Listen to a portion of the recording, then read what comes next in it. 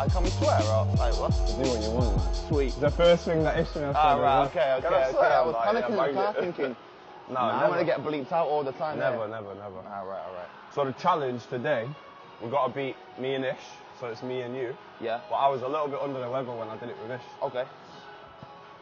100 calories. I mean, he carried me all the way through, I'm not gonna lie. Case is making me nervous. 100 calories on what? 100 calories as fast as we can. Yeah. I do 10, you do 10. Yeah? On the ski? 10, swapping on the ski, yeah? Yeah. Fast as we can. I think it was like 2 minutes 46 or something we did it. Oh, that's a joke. But we didn't have our recovery gear on. By CRX. Little plug-in. So tell me, man, today obviously you said you wanted to open up. Yeah, it's just like I think people see me in here and just see the smiley, happy, calm, always cracking jokes. But you know, like, yeah. There's a bit under the surface there. So it's just about mindset, to be fair, as well. Like I was thinking over the weekend about obviously the past 3 or 4 years in regards to me. You know what I went through, and I saw the stat again. It's 1 in 2 people now suffer from illness, cancer, right? So it's just about, maybe my mindset can help people out. So first of all, what, I know, but what did you suffer from? So talk people through that. Yeah, so during lockdown, so in the April 2020, I was diagnosed with, it was a form of eye cancer, so it was a melanoma. And yeah, it was just detected through a random routine eye test. And I was referred on, and biopsy results came back that it was cancerous, so had to undergo radiotherapy. It was pretty intense, pretty isolated as well, so with it being COVID and no family, no friends there. Yeah. So yeah, I think, but like looking back, it wasn't even, I think now I can put myself into those shoes, and I'm shocked at how I dealt with it. Do you know what I mean? So in what sense? First of all, how old was you when that happened? I was diagnosed at 23. So 23 years old. Yeah, 23 years old. What's your first thought at that point, being 23 and told some of that? To be fair, so I was in the room with my mum, and she started breaking down, crying, and I was just a bit like, it's absolutely fine, let's just deal with it. Do you know what I mean? Yeah. Like, it's got to get dealt with. So my first thought was, I hope my mum's okay. Yeah. Do you know what I mean? Yeah. So that was like initial reaction. After that, it was a case of, let's just get it boxed off. Was that the, like you just said though, like everything you do? It's not a front. Like we've had conversations where it's like, oh, absolutely. Fake it till you make it, right? You keep going with it. But when you were on your own for the first time, what was that like? Like when it actually sets in, when you've got no one to be strong for. Yeah. To be fair, that would have been when I was like in the hospital room going through radiotherapy, because there's no one there. There's no one there, and you're in complete silence. Bear in mind, I couldn't see. My eyes were closed, stitched closed. So it's just you and your thoughts. Do you know what I mean? But there was a quote that my brother showed me, and it goes, "Tough times don't last, but tough people do." Yeah. So that's on the back of my arm, and that stuck with me for ever since he told me. And like me and my brother, we're not soppy. Do you know what I mean? Yeah. So the big lads from the estate. So from when absolutely. So when he says that to me, kind of like sticks in. He's a big brother. He's got to, but in a cool way, in a calm and collected way, keep me from losing my shit. Do you know what I mean? And I think he did that, to be fair, just with that one quote. So, and yeah, it was things like that are always temporary. So just focus on looking back on yourself and realising how far you've come. Do you know what I mean? Yeah. I mean, it's heavy. It's heavy. Looking back, it's heavy. The first phone call when you called me, and I'm sat at my desk working. I said to you the day, I can literally remember being sat. I can remember what was on my screen. Yeah. You know, the exact surroundings, everything. And it's like how... But in also, my head, I'm like, what do I say to someone who's 23 years old who wants to achieve all these things in life? Yeah. Did you question any of that? Did you think, am I going to get that? Do you know what I thought? And it's quite a ignorant mindset to have. I thought, like, I'm not soft. But, like, putting that into context, it's a case of, like, it's only that, I can deal with it, and we get through. But no, like, I've broken down many times, and it's normal to break down. Like, you've been there on the phone to me. Yeah. When do you know what I mean? When I'm crying and I'm unsure as to how to like, deal with things. So it's bulletproof in the mind, though. It has, I think. Absolutely, it has. Absolutely, yeah. Like going through shit times. At the time's awful. Don't get me wrong. And I think I was feeling for more the people around me than my actual health. But like looking back. Go on, sorry. Like looking back, I think that will make me. It's made me into the man I am today. Absolutely. And we spoke about it briefly on Friday. Would I change it? Absolutely not. That is an interesting question, is it? Because what is it, like 99% of people who've gone through trauma would never say they would undo what happened to them. Absolutely, I would never, absolutely not. It's a part of the journey. I think one thing as well, though, that obviously a lot of people won't realise is like every 6 months you have to go and get tested, so... Yeah. So that was like another...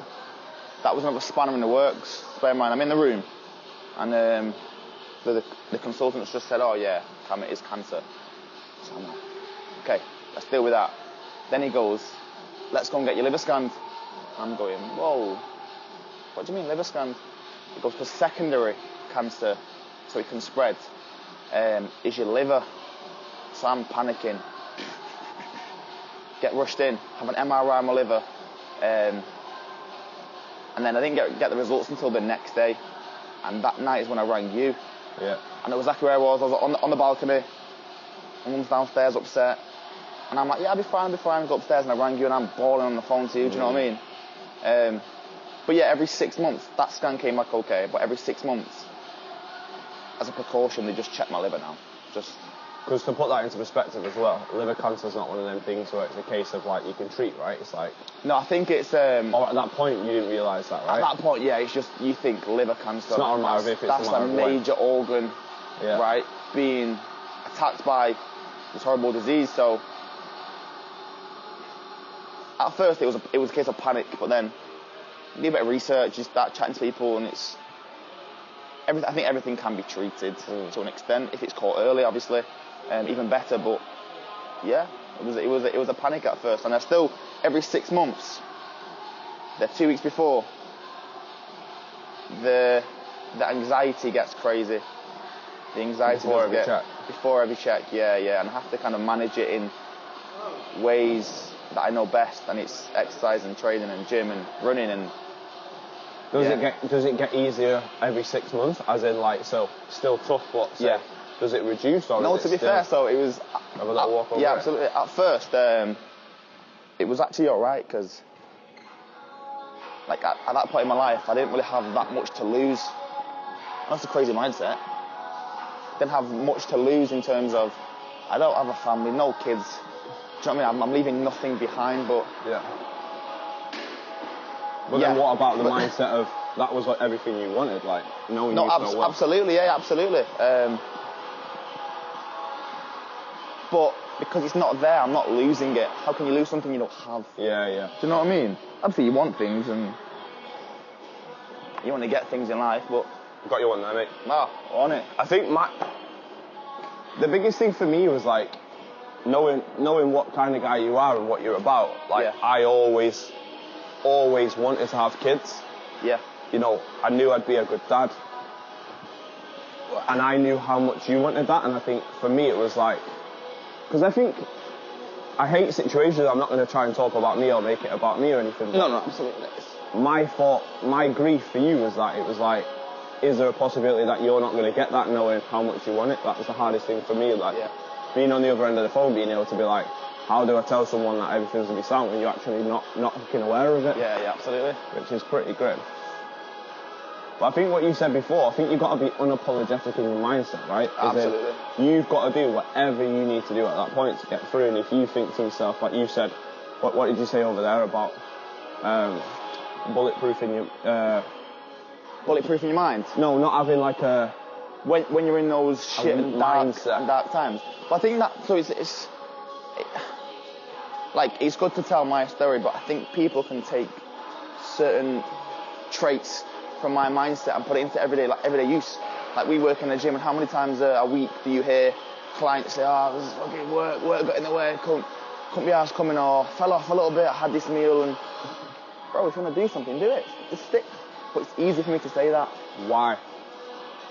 Because I've gone through because it's bulletproof, do you know what I mean? But it's hard once I understand and grasp why and how I've got here, in terms of if I want to do something, I will do it. But how would you pass that on in an informative way to clients and other people? Do you know what I mean? Yeah. But then the thing is, like, you're assuming that, you just got it because you went for it. But at the end of the day, how many people just stop and give up? Oh, absolutely. And that was maybe the easiest thing to do. So why didn't you? And do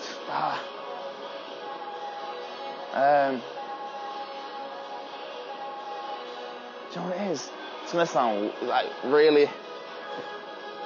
I'm not a hard man at all. Go on, but I'm not soft. Lad. But I'm not soft. Do you know what I mean? Like, I'm not soft. Yeah. So you can't just give up. Say it as it is. Say it as it is. I'm just not soft. Do you know what I mean? I'm not someone who's going to quit. I'm never gonna quit. And have you had that mindset always?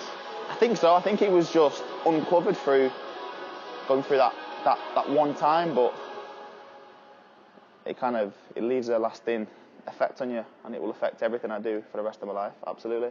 Having the mindset is, do you know what I mean? So obviously, yeah, no, I understand, man, and this was one of the things. So when we spoke, I specifically remember saying, like, if you're looking at the studies and we compare, I remember you told me that you've read some studies where a lot of the people that got this rare form of cancer were older, and I'm like, yeah, but you're not that guy, you're young. Yeah. And yes, it's probably more rare to get it at that age. Yeah. But you're the sort of guy that will act on it. You'll control your eating. You'll control your food. Your training. You're going to do everything you possibly can. Absolutely. So what did you do then? So in regards to what did I do to keep myself sane? What did you do to make sure that you had every chance of recovery? Every chance of recovery. So I did a bit of research. Obviously, medical doctors, they couldn't tell me what to do, as in outside of the hospital, outside of medicine. Did a bit of research, found out cutting out certain things I was eating. Certain things do obstruct, like the immune system, and do. So a few papers that I read was that carcinogenics, so it's a property that lives in certain meats, it's even in like fruit and vegetables, but red meats hold the most carcinogenic properties. They cause cancerous cells to spread and grow. So just cut it out, basically. So I went vegan, or as close to as possible. If everyone who knows me, on a weekend, I love a little ice cream. But yeah, as close to as I possibly could. So that helped me. There was times when, so after I came out of hospital, my mum would go to work, and she would lock me in the house, because she knew if I unlock this door and comes out, he'll be out running, training, right? I couldn't lift any weights because of the pressure in the head, right? Yeah. Imagine holding your breath and squeezing. Your head hurts, right? Yeah, of course. So I couldn't do that. So when she went out to work, I would sneak in the back garden. And it's not a big back garden, it's maybe the size of this area here. And I walked out there and I'm thinking, what can I do here? And it was a case of, I did like a little track in the grass. And I just started jogging. It was a little jog at first, it was a walk every now and again. And I start my watch and I'm like, oh, I've done a K, I'm just walking. Eye patch on, sunglasses on, I'm just walking. Then I built up to like doing like a 5K in my little garden. Nuts. My mum would come home from like work and I'd be there, sat on the couch fucking sweating. Like, she's like, "Come, you alright?" "Yeah, I'm sweet, yeah, I'm sweet." She look into the back garden, right? See this fucking dirt trail where I've like scuffed out all the grass. And she's like, "Come, who's been out there?" I have no idea. Do you know what I mean? Mud all up my legs. So I kept myself training. That was key, absolutely key. That's where I kind of made a connection with the running. Do you know what I mean? Would you say that, because I see you training a lot. Yeah. Would you say you've got a healthy relationship with that? Would you say you're running from something now? Like if you stop, what's going to happen? If I stop running, so if I have these thoughts all the time, if I was to break my legs, do you know what I mean? And I can't run, what would I do?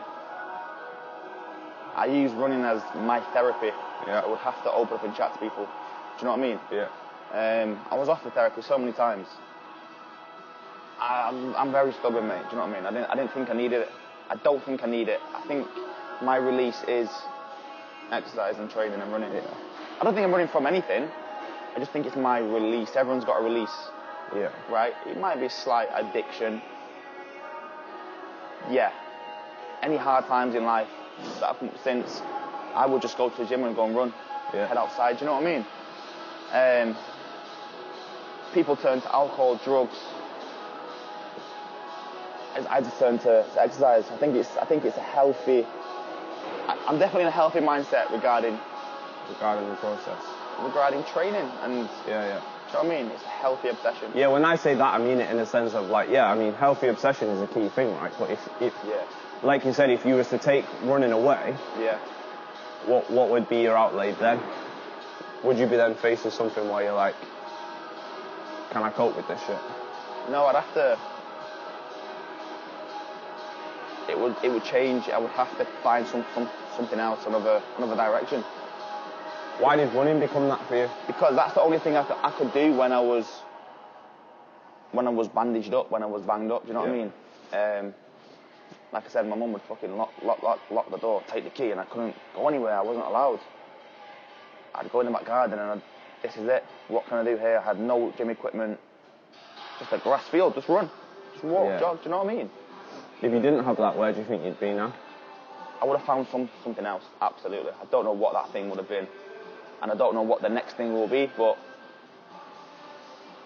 yeah, it's definitely helped massively. The reason I ask is because obviously you've got a lot of people that are going through traumas, and it doesn't necessarily have to be like something as, you know, as heavy as cancer, but you know, mental health, and we know the power of fitness, right? So mine's weightlifting. Like, you know, when we had a stillborn in 2016, it was like I needed to go to the gym. It's therapy.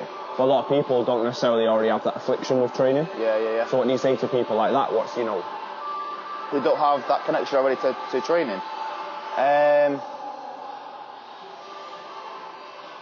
See, that's tough because I can't put myself in that situation.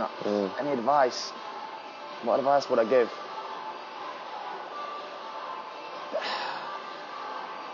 It's a tough one. I think a big part of it for me. It's a tough one, man. Is you've got to find your own thing. Like what you just said there, like with therapy. You know, I got off of therapy when I went through what I went through, and it was like the thought of sitting down and talking to someone.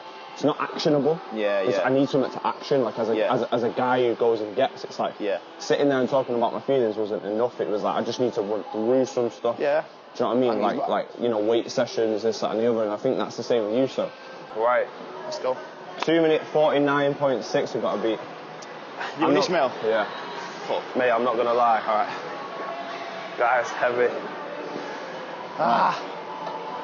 Coming for you, Ish.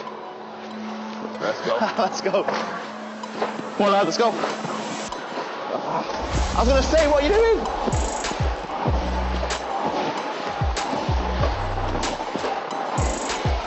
Let's go. Come on, Chase. Boom. Yeah, I'm in.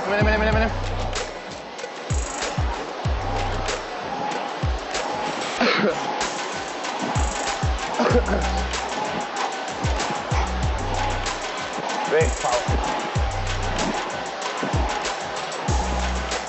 Go, go, go, go, go. Ah! Come on, lads.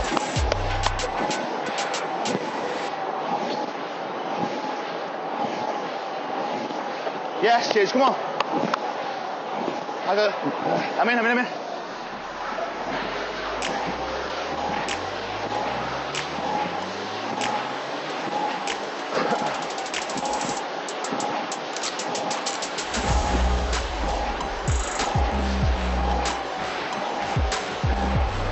Shit, come on.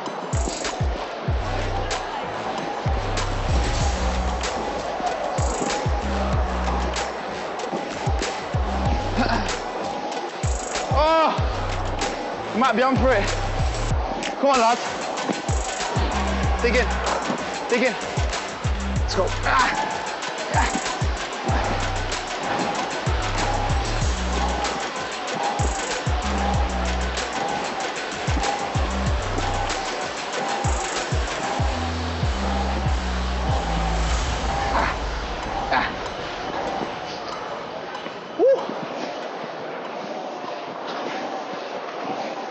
Big pulls, come on. Go.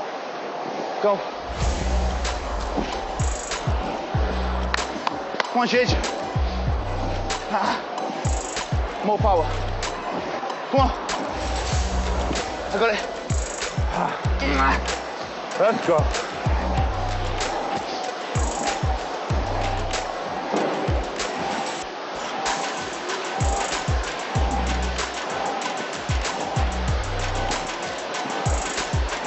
Come on, big finish.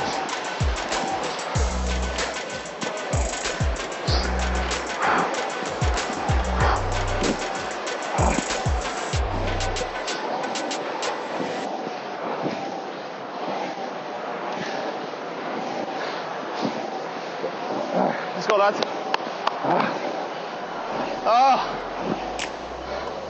Take it home, Cammy. Come on. Let's go.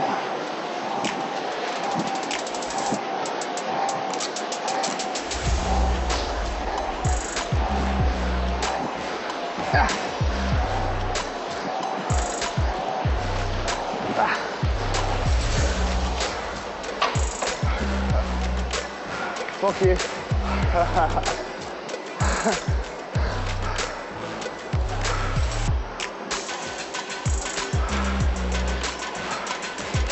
fucking tough, that. This remains on top. Home tap, nah, hey.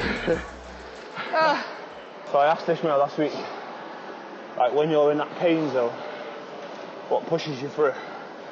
It's manageable, it's not sustainable though. I can get there, but doing that for 100 calories on my own, or 50 if we half-half, it's not going to happen. Do you know what I mean? Having you there pushes me. Right, okay. Having people around me pushes me. Like Ish said, I'm not going to beat Ish. I mean, he's a giant, man. Oh, God. A little 6'4". Do you know what I mean? There's a big gap, but having that 249, okay, cool. I'm gonna try and attack it. Just setting small goals, trying to beat your own personal bests. Not by minutes, by seconds. As you know. By effort, by reward. Effort, yeah. Absolutely. By effort, by putting yourself in this spot every single time you train. This is started thinking, oh shit. Do you know what I mean? It's the feeling of growth, isn't it? Like mentally, you're pushing yourself. Absolutely. But the same. Let's look at, you know, as soon as you get news like, you know, you're 23-year-old, you get cancer. The mental strength and resilience, it's already there because you've tuned it. You've tuned it in here, I just didn't need to get it out until it was time to. Do you know what I mean? And like I said, I think it was upbringing. My upbringing was in a household where my parents never said, "Can we love you?" Do you know what I mean? It was tough love all the way through. But nothing was ever given to me. I had to work for everything that I've got. Do you know what I mean? That builds a mentality, and then when it's time to show it, it's there. Do you know what I mean? Yeah.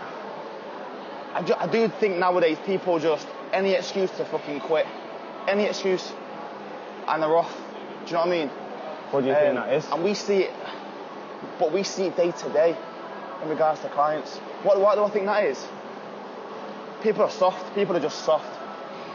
Do you believe people are just born soft, or is it literally a case of, that having that resilience and developing it, it's being nurtured? I think it's just underdeveloped for some people. Underdeveloped is a good word, man. I feel the same way. Absolutely. I mean, I'm no one special by any stretch of the imagination.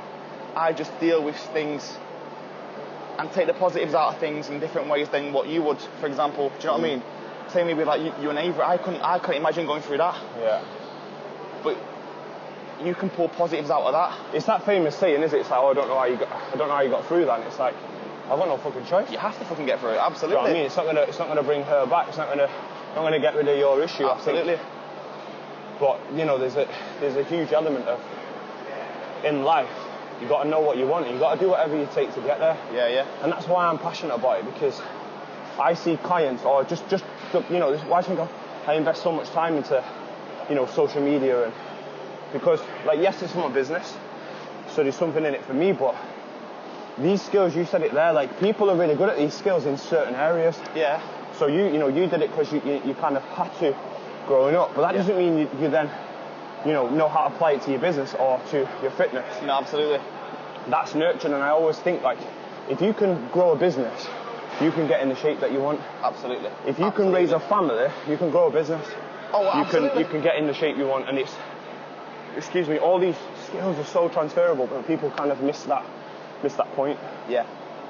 Absolutely. And that's the message to get across, and it's you can fucking get through anything. It just requires resilience. That's what I wanted to kind of push people towards today. You can get through absolutely anything, lad. Yeah. Any fucking thing you're dealt with in life, the hand that you're given, push through that shit, man. Do you think if you didn't get cancer, you would have got this mindset now to this point where you think I can get through anything? Like I said, I think it was always there.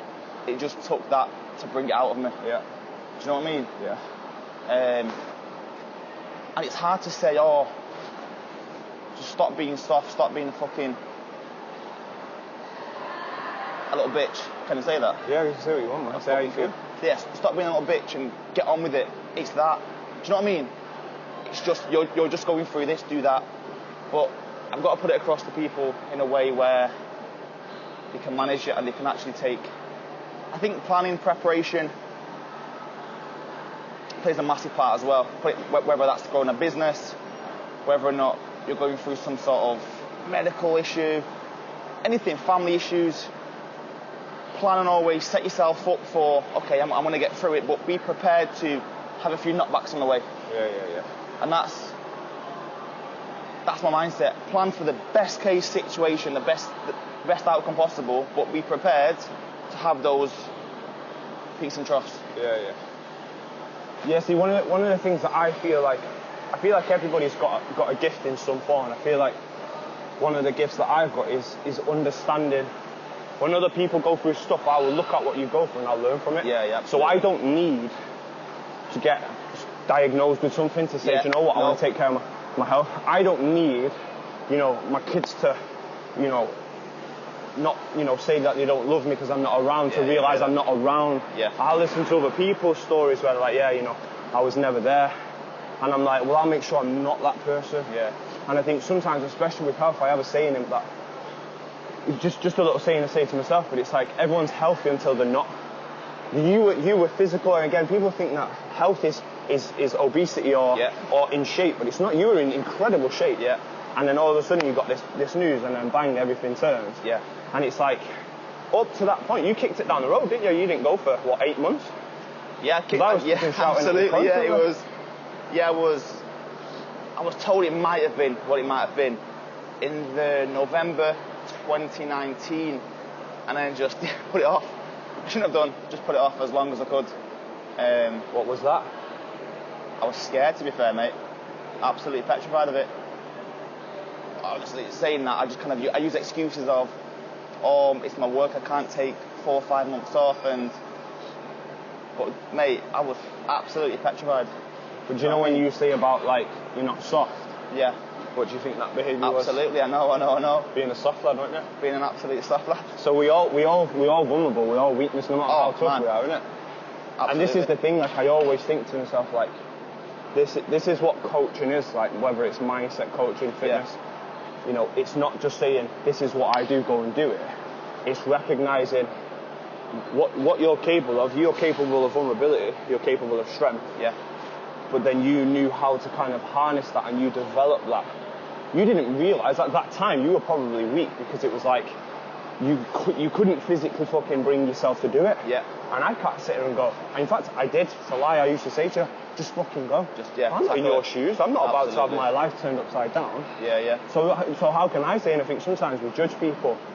You know, I'm not saying you're judging, but in general sense, we judge people based on certain things that we believe, our values. Yeah, absolutely. But we've gone through that process. Absolutely. And that's what I think it is. It's about nurturing, because I always think like nobody wants to fail. Nobody wants to be vulnerable. Nobody wants to have to show incredible amounts of strength. Yeah. Nobody wants to go through shit, be depressed, be low, be overweight. So how do we unlock them skills? And that for me is the big thing. To just have that mindset, just push forward. It's a fucking development all the time. Yeah. You've got to work on it, and it's like, this is why I said to you before, if your mental strength comes from the physical, what are you doing that's mental? How do you bulletproof your mind? Yeah. Because yes, you're good at tolerating high levels of pain. Of course. How do you bulletproof your mind so that when you've already been for a run and then something comes up, what do you do then? Exactly. That I'm asking you. You run again? Just keep running, David Goggins. Stay hard. You're funny. No, you have to. I mean, I think this is a form of self-help as well, chatting to people. You didn't want to do this though. Like I said, no, to be fair, oh, absolutely. Like I said, like growing up, it was never a case of you don't talk about your feelings. We never show. I knew my parents loved me. Absolutely, like that was never. That was never not in the question. It was, we never talked about how we felt or feelings, or if someone had a shit day. I had no idea if my mum had a shit day. Yeah. She never showed us. So I'm being brought up in a household where no matter what you go through, you don't show it to anyone. Do you know what I mean? That's definitely why I'm so mentally tough now. But if you keep shit locked up and you're compounding all that stress, all that anxiety, all those fucking negative thoughts, one day it's going to come out in the worst way possible. Your greatest asset is your biggest flaw. You've got to remember that. Absolutely. So your greatest asset is your mental strength. Yeah. But that's also your biggest flaw because it holds you back from speaking. Yeah. And I think that's sometimes where you've got to recognise it. And I think what anyone ever perceives their greatest asset to be, think about how it hinders them. Yeah. Because we always think positives are just positive. You're so mentally tough, but then it's like, if you're so mentally tough, how can you show weakness? Because if you show weakness, your identity is the guy who shows toughness. Yeah, absolutely. So you're in the gym, you know, having a down day, and your clients are like, what's wrong with you? You're afraid to open up. I'm having a down day because you're not that guy. You're that guy that's got to be up here. Yeah. And that comes at an expense. Yeah. And you've always got to be careful of stuff like that. That's a great thing. What you do. That's that. Yeah. So 12-minute circuit. Yeah. 500 meters on the air bike. 6 shoulder press. 7 pull-ups. Just keep going around. Yeah. 12 minutes. 5, 6, 7. 500, 6, 7. 5, 6, 7. You got it. Clever boy. Let's what weights are we banging? 40s. You gotta shut off, bro. Seeing me struggling now. 45s. Do you want to grab a 40 in it? I'll set this up. 40? We ain't been doing 40s. 30 shoulder press. Barbell. The barbell. So you soft, man. 30 pounds, yeah. Is it only running? Only running. Honestly, one of the fittest guys. It's frightening. Because he just channels everything into his running. Everything. When you're at a certain pace, obviously, you can push through certain limits. But it's continuous. So, like, you know, when you're at war with your own thoughts, you're outside. You know, there's so many elements to running that people are obsessed with. Not me personally. But it's helped him, man. It's helped him survive. But like I said, sometimes this is why. So he actually approached me and said, I would love to open up on it because this is a place I trust, man. And you know, like when he's with me, he trusts me. I was there from the beginning. You know, that shit's important. You need someone you can trust, but this is a big step to be able to open up for him. Do you know what I mean? So what we'll do is we'll try and start. So you do pull-ups. Yeah. Pull-up, shoulder press there, and then I'll start there so we're away from each other. Of course. So you can rest whenever you want. Yeah. Just count how many rounds you get. As a rule of thumb, I always add 2 to my total, so. Absolutely, yeah. Ready? Ready?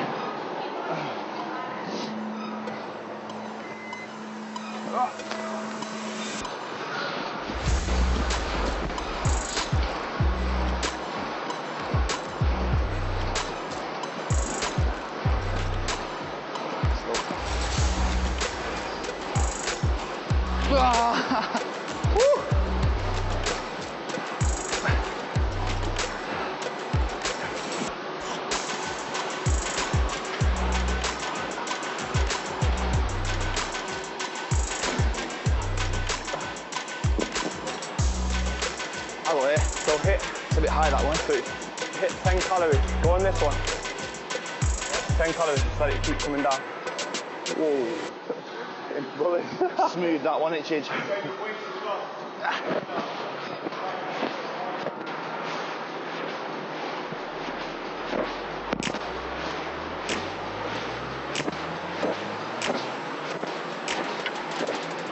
Let me ask you that question as well. What's pushing you through?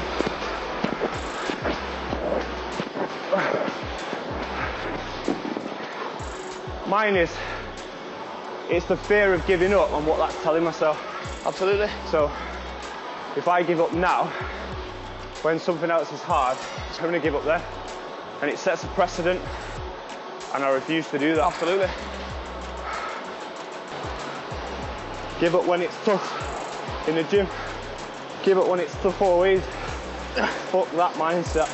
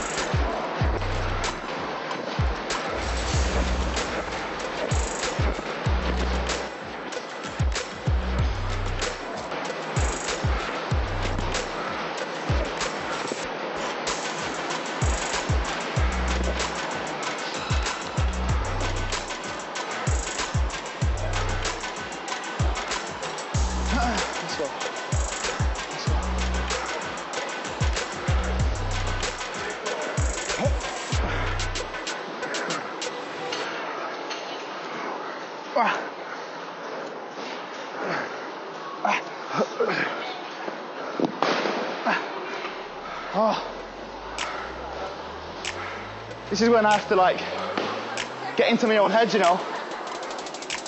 What do you mean? Say horrible things to yourself.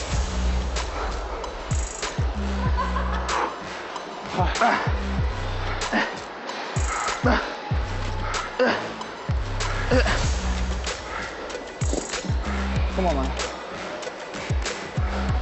The shoe.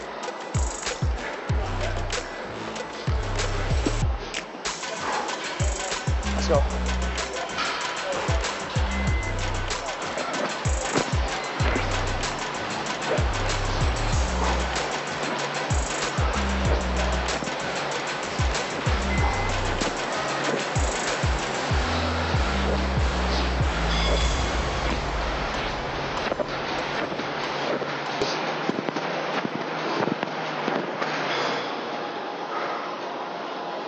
Nothing.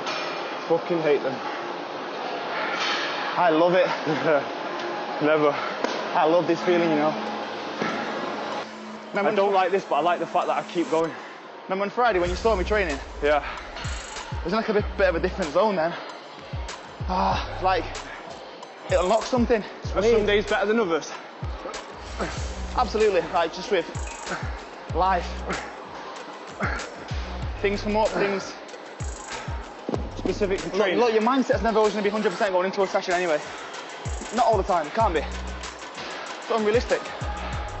But once you start to turn the screw, it brings something out of me, man. I love it. So you never have an expectation going into a session? Absolutely never have an expectation. I mean, hopes, yeah. Hope I can run this far, hope I can get this time, push this weight. And if I don't, it's not going to set me off track, not at all. It'll make me want to do even more next time. Yeah. Do you know what I mean? That's the key, not beating yourself up when you're not on your game. No, absolutely not. Yeah. Absolutely not. Just, right, let me go.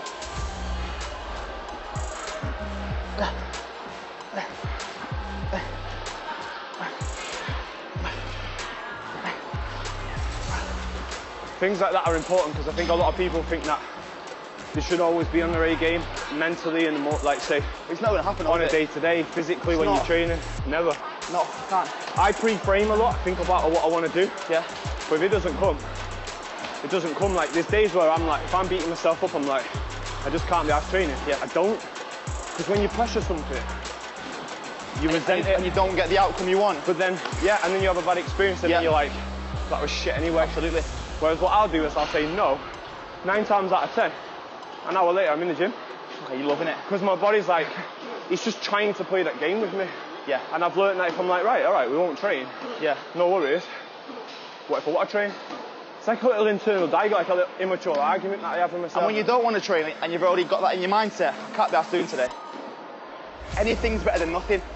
You play little games, don't you? I'm not going to train, but to just do that one thing, I feel better. Yeah. And then that always snowballs. Always snowballs.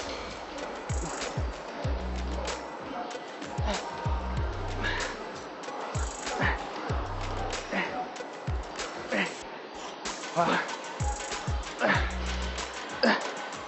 we're going to bang this last set now. Max effort we need. That's one more timer, round. 10 calories, let's go. Yeah, max effort. Launch Do you it, have a ready? race? Let's go.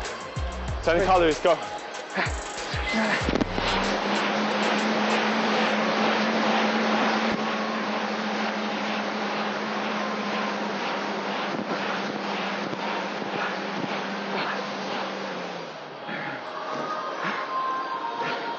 I gasped.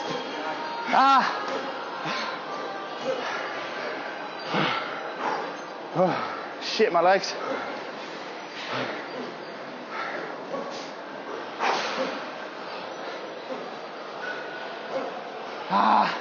Turn that alarm off, mate.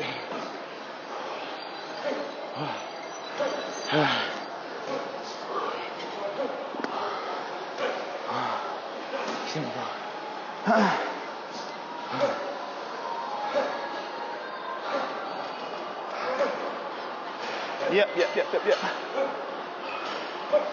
So what's the plans for you with fitness? What's the plan?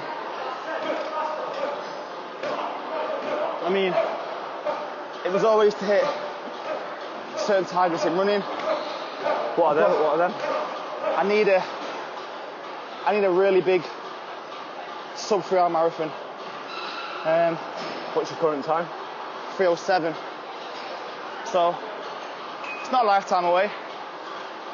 But it's that last 6 miles, that last 10k of that run, where I think it's what separates people, the strong from the stronger.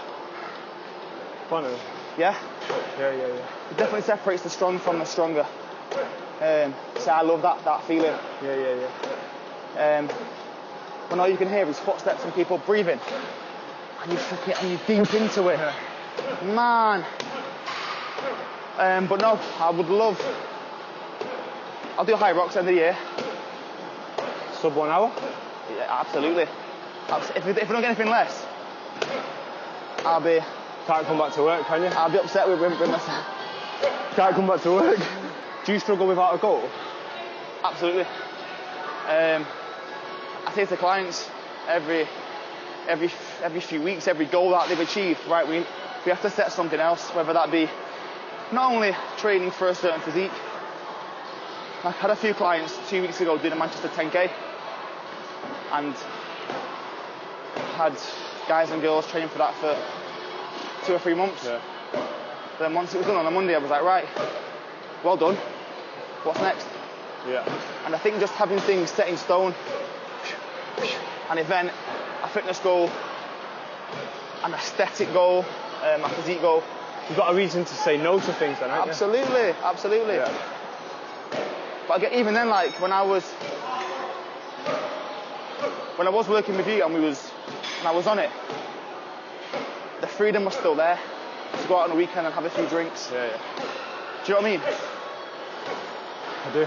That's the key, innit? Huh? That was just down to you and your coaching style, though. Do you know what I mean? You've got to have a life. I thought it was going to be really restricted. You can't sacrifice your life for a goal unless you're absolutely not. Unless you're an athlete. Absolutely. Let's run. Not a chance. Let's get on the curb treadmills. It was at this moment that he knew. He fucked up. Well, I need 5. No, you don't need 5 at all. I'm going to be sick. You're all right, man. Come on.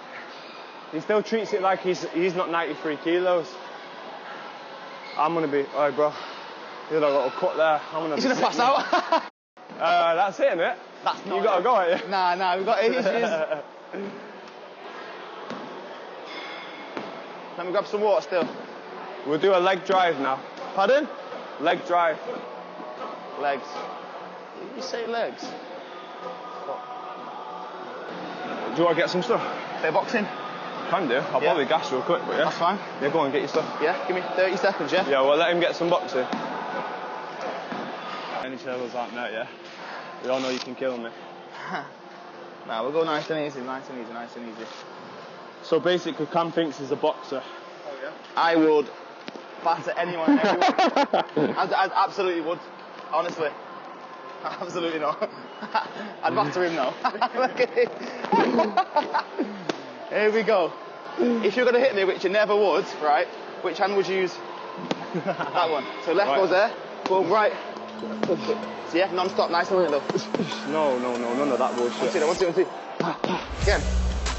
Hook cross. One, hook, cross. Speak slow, ready? 1, 2, out. Yep, 4 shots together. Breathe out with everyone. Bang. Again. Boom. Gas! Come on. Cross, hook, cross. Bang. Again. Boom. Again. Put it in, Chief. Bang. Put it in. Whoop. Again. Dig in now. Again.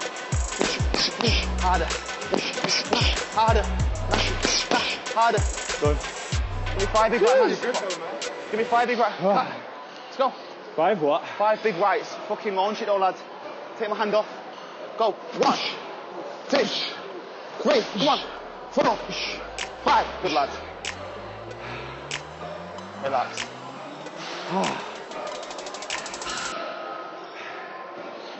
That's good. How'd you feeling? Out my comfort zone. Yeah, it's good. Heart rate's through the roof. You just get that thing where people think that this is how I got in shape. So everyone's like, well, I've got to do what they say. Nah. No, man. I have clients that literally do MMA and I don't even run their training. Yeah. They're just happy burning calories, getting a sweat on. That's literally it. That's all that matters. Having fun. Well, let's have some fun then. Come on. You're going to go uppercut, hook, cross. Yeah, all 3 together. Bang. Again. Hook. Again. Wait, so my wrist there. Fuck them uppercuts off. Okay. Hurt my wrist. 1, 2. What's hard to you then, given that you're so conditioned now? Do you have a weaker area? Weaker where, in terms of fitness? Yeah. Try and say that. Weaker area. What's your weaker area? What's my weaker area? Definitely the strength stuff. I've lost, huge amounts of strength. As long as I come in and I feel like I've worked hard and I've pushed myself in some aspect on the bag, running, any sort of like little conditioning circuit, then I'm happy with that, man. Absolutely happy. So I asked this to Ish and I'm going to ask it to everybody, but is there anything that I was not what you say. How big is it? I thought, shit, here we go. what's like, if you could recommend someone, something that has changed your life. So for example, we discussed like the Daily Stoic. Okay, yeah, so I mean, instantly, big David Goggins. David Goggins. His mindset. David Goggins, Cameron Haynes, Joe Rogan podcast in itself, that little section there, the mindset. I mean, it's not for everyone. Someone screaming at you, stay hard, like calling you a little bitch. Yeah. If you're gonna quit, but that's what drives me. Is it? Do you know what I mean? Absolutely. Someone in your head calling you a little bitch. I ain't no bitch. I always think like I listen to motivational speeches every single day, and there's a few that you stick to. Eric Thompson's the man. One of the things that I often think is if someone says that you're ugly or you're fat or you're a piece of shit and they tell you enough, you're going to believe it. Yeah. And I think it's conditioning, man. I think if you listen to these things constantly and work on it every day, you start to believe it, man. Yeah. And my business and my platform, everything has grown exponentially since that. Yeah. It's not because of them, it's because my belief system behind what I'm trying to do is growing. Yeah, absolutely. And that's because I'm training my mind. Yeah. And again, that's what we said before, innit? The physical's not easy, but it's a lot easier because it's 1 hour a day. So the other 23 hours, that's the big thing. Yeah. So you've got to have as many things, and it's reminding yourself and using these things all the time. What you said to me was so true as well. Fake it till you make it, right? Fake it till you make it. I physically, you can see the stairs over there, and it was where I came from. It's like you don't say good morning to people. No. You're not positive. If someone's better than you, drag them down, man. Don't try and go to them. Yeah. And I remember every day when I stepped up these stairs, it was like I watched this. If anybody's not, I'll plug it into the video, but fake it till you make it. It's one of the most famous TED speeches. And the concept is if you act a certain type of way, even if it's not true to you, you will start to believe it all the time. You'll start to do it. Yeah, and I'll never forget one day feeling a bit negative, and I got to the top of the stairs, and someone walked past me and went, morning, and it was like just this snap, like something came over me. Yeah. And I had this positive mindset and this, that and the other, and it was like, I realised I'd faked it that many times. Yeah. It was now what I do. Do you know what I mean? We was chatting about this on Friday briefly, right? I said the second we walk as trainers, we walk through this door, we have to put this hat on. Yeah. Hi guys, morning guys, how are you? How was your weekend? Yeah. The second I leave and I'm in my car, there's no music on, there's no podcast, I'm sat there driving in complete silence. That's my time where I switch off. Yeah, yeah. Do you know what I mean? So it's fake it till you make it. Do you think about anything specific while you No, nothing at all. It's just I think I exhaust myself and I exhaust my mindset chatting to 10, 12, 15 different people a day. Do you know what I mean? I think that's, and I've trained as well.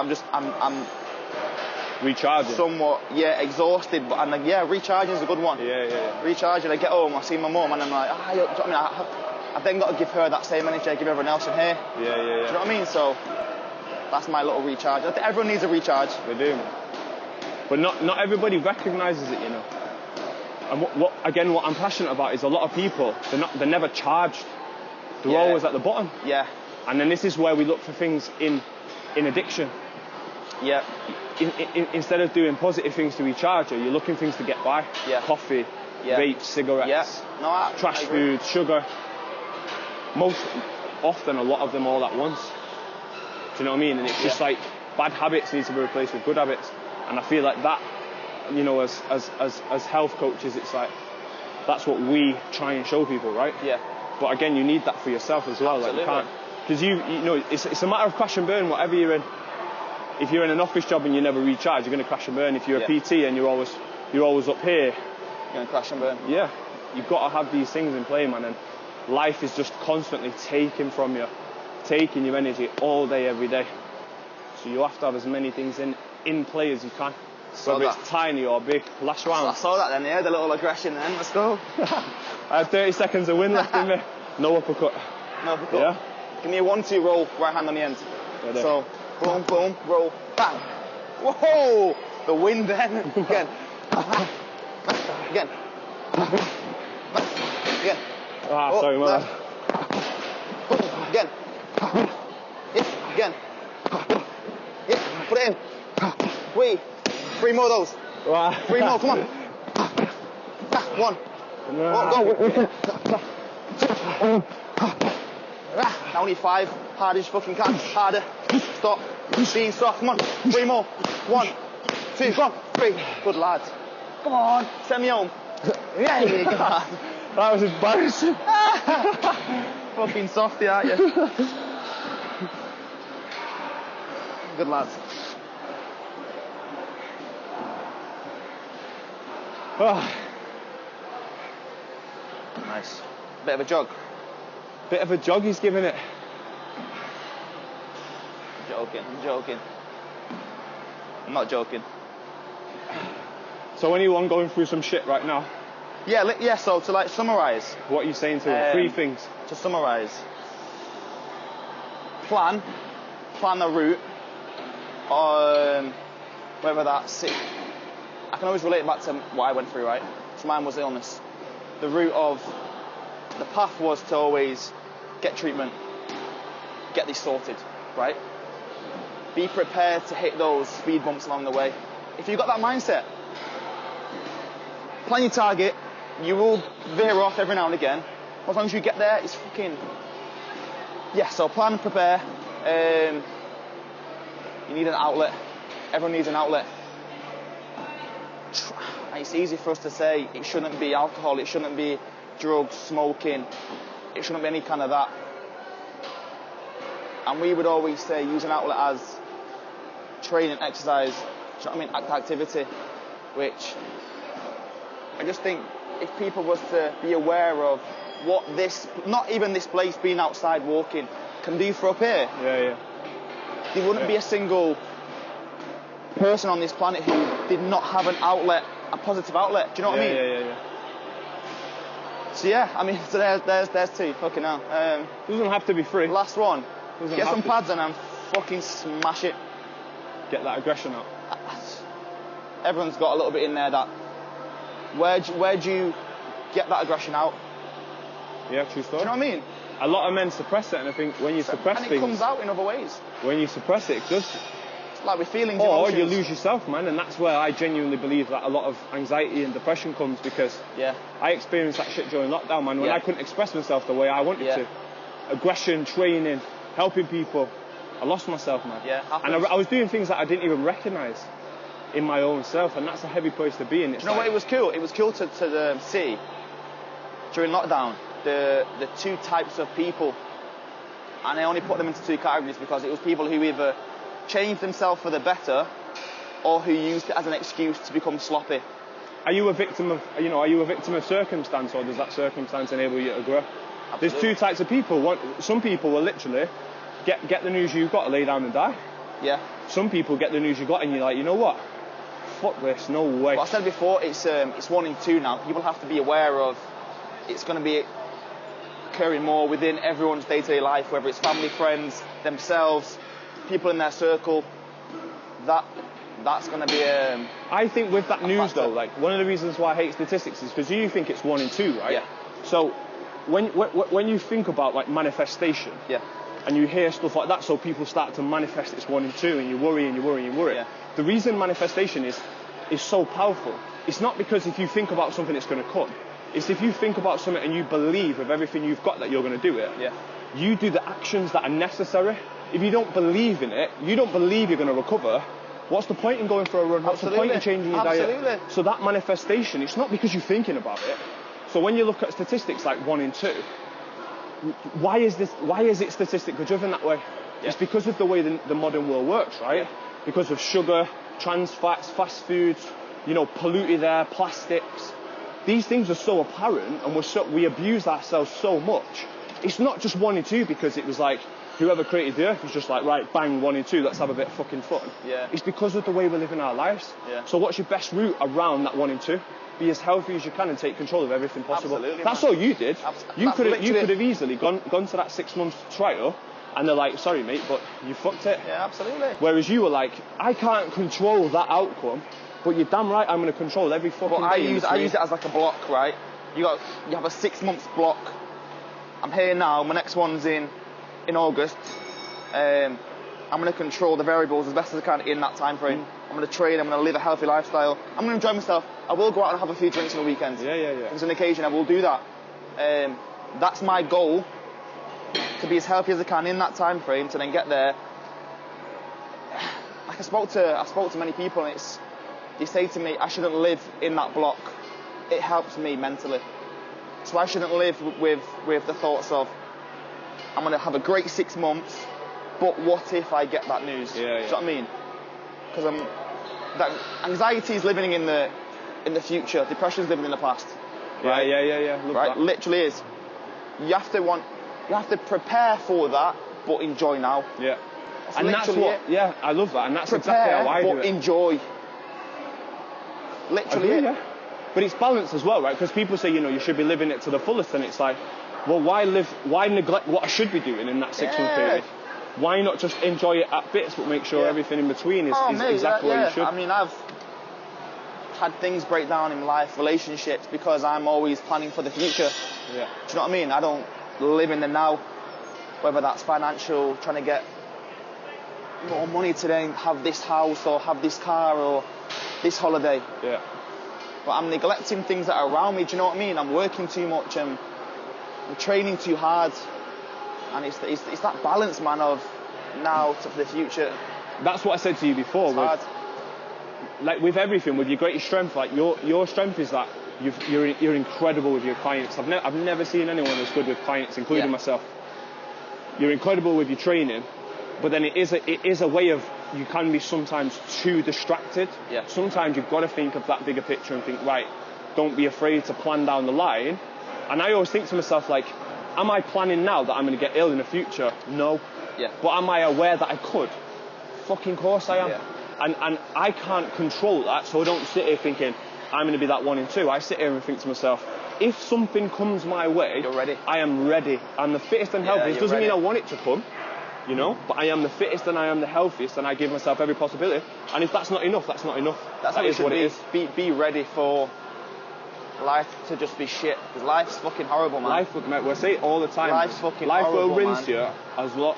I always joke, don't know if I should say this on camera, but it's like, there's a set of dildos and life is going to rinse you with it. You choose which one. Because life will choose the fucking biggest one possible. True story, man, and it will. And unless you're aware of it, and unless you take control of everything, and it starts with this, I think, like your ability to take control what you can control. Come in the gym, push yourself, go home, push yourself. Whatever standard you have in one area, apply it to every area. And it's understanding suffering. This is what builds the foundations as to how to cope with suffering. It extends to life. If you can come in here and smash yourself to pieces and be in that state where, like you was about half an hour ago, do you know what I mean, right? Literally in that zone where you're blowing, you can't think, you have no idea what I'm saying to you, but you're surviving. Do you know what I mean? And you get yourself out. You never don't get yourself out, right? People don't, mate. I've chatted to many people who don't. And it's easier for us to just say, just fucking do it, man. What are you doing? Yeah. Do you know what I mean? But it's a skill that you've got to develop, man. And that's what I'm saying. It starts with coming in the gym and taking that step out of your comfort zone. Next time takes 2 steps and 3 steps. Yeah. No, I hear that. One thing I want to ask you before we finish. Yeah. So you talk about these plans and creating this timeline of every 6 months or so. Yeah. What's your attachment? What's your emotional attachment? What's your why? Like what gets you through it? Because some people might not think. They think, what's the point? Yeah, no, absolutely. So what's yours? What's your driver? What's my drive? I mean, obviously, I want a family, I want a nice life, and I want to provide, and I want to make sure everyone around me is all settled and comfortable. That's my why. Like, my dad was a provider. Do you know what I mean? I want to provide, I want to... Yeah, and I just think you have to be healthy up here physically to have that kind of life that I want. Do you know what I mean? It's hard. It's kind of beating around the bush then. Say it as it is, man. No, there's actually no real why. Do you know what I mean? What's your biggest fear? My biggest fear? I was actually asked this. When was he asked this? Last week. Biggest fear is obviously dying. Absolutely. Why? That's brilliant. Yeah, it's dying. Like, there's no, I'm scared of sharks. Fuck the shark. Yeah. Do you know what I mean? But you're faced with that every 6 months, right? Like, as in, like, that fear. Yeah, the fear's not being here. That's as honest as I can give the answer. Why? Because I want so much in life. Do you know what I mean? And I feel like if I keep pushing, I can get there. And if that's just going to be wiped out, oh man. Like, I put in too many years of too much effort, of sacrifice, years of struggle, beating myself down physically, mentally, being in those holes for that to come and just be fucking taken away. No, it's not happening. And that shit drives you every day. That shit drives me, man. Genuinely, so you got it out of me in the end. Literally, man. But it's so deep to just say, biggest fear is death. But it's like, why? When you probe, when you ask, fuck, it gets thinking, it gets you. Because if you're going to achieve anything in life, the why has to be big enough. And a lot of the time, yeah, people think that the why is like, I just don't want to feel shit in my clothes anymore. And it's like, all right, that's cool, man. That's great. What the fuck? Tell me the real fucking why. The why is that, you don't want your kids to look at you and feel disappointed. Yeah, absolutely. You don't want your kids to look at you and be like, what have you achieved? What have you done? Yeah, absolutely. I can answer this question. I said to you before at the start, my gift is understanding and learning from everyone else's. And I've asked myself, what is my, truly, what's my biggest fear? And my biggest fear isn't death. My biggest fear is not living. Yeah. It scares the shit out of me. Like, if I'm dead, I don't know about it. Yeah. My biggest fear is not being here for my kids when they need me the most. Yeah, absolutely. Not walking my little girl down the aisle, not being the guy to pick my son up, not being there for my missus. Yeah. That's my biggest fear, and that shit drives me every single day to be the best I can be. Yeah. Not living my life by my standard, going into that, and I'm never going to knock this, right, for anyone, but like, knowing what every day looks like, knowing that I've got this 9 to 5, and in 10 years' time, if I'm really, really lucky, I might get a promotion because my boss recognises a bit of overtime. Like, that shit scares me every single day to the point where I have stresses. I spoke about this before, as self-employed people creating a business. I'm becoming responsible for people's wages now. Yeah. That scares the fuck out of me. But it doesn't scare me as much as knowing what every day looks like for the rest of my life. Yeah. And knowing that if my kids need something, it's like, I might not be able to give it right now, but I've got the tools to be able to go and work and get that. Yeah, absolutely. And that drives me so hard. And it's like, as I said, I used to sit and think about that 1 in 2, 1 in 3. Pray that it wasn't me, and now I'm like, I'm just in control of my destiny in a sense that I will make sure that if it comes, I'm going to have that attitude. I will deal with it like it's a block in the road. I'm like, right, I've got to fucking get through this, and then I can carry on. Yeah, that's the biggest takeaway from this conversation today. I'm nothing special, man. Do you know what I mean? My mindset's nothing special. It's not a special mindset to have. It's nothing that the next person can't get and can't grasp. I think you're wrong. I think your mindset is special. I think it is because do you know when people take people's mindset like you more serious? Yeah. When they're more famous. And then you are special because you're famous and you speak to people on this block. Yeah. A lot of people that are at higher levels of earning or higher levels of business or certain things in your life that you think, wow, I would wish I was there. They don't have that mindset. Yeah. They couldn't deal with the shit that you deal with. Yeah. The difference between you and them is you're not where you're going to be yet. Yeah. Because you are young. But your mindset is special, man. Because if I had the option to give everyone your mindset or give everyone 5 million quid, I'd choose a mindset all day. Yeah. Because mindset is why people will take £5 million and go broke. Absolutely. And be unhappy. It's true. It is the difference, no, mate. True, and it's why I always think like we've got something unique that other people don't have. And it's the ability to see the positives in everything. And the ability to take something negative and go, do you know what? Fuck you. This is not going to happen to me. Yeah. Not, other than divine intervention, I'm going to control this shit. And that's why we do the job we do. Do you know what I mean? To try and pass that on in the manner of exercise and mindset and coaching. Exactly, and that's what this podcast, the biggest thing anyone could do for this is share it, because the more people that start to think like this, without being diagnosed with cancer, or without going through a traumatic time, if you could just realise that this shit's coming, Negative situations are coming. Absolutely. It does not matter who you are. Yeah. And you're either going to be broke by it because your mindset's not right, or you're going to be made by it because your mindset is right. And that doesn't mean you're always going to be up here. No. But as I've explained before, being up here and being dragged down to here is different from being here and being fucking dragged 100%, 100%. Absolutely. And that, my brother, is why I wanted you on. Oh, mate, no, I appreciate it. Loved it, man. Absolutely. How are you feeling? I feel better.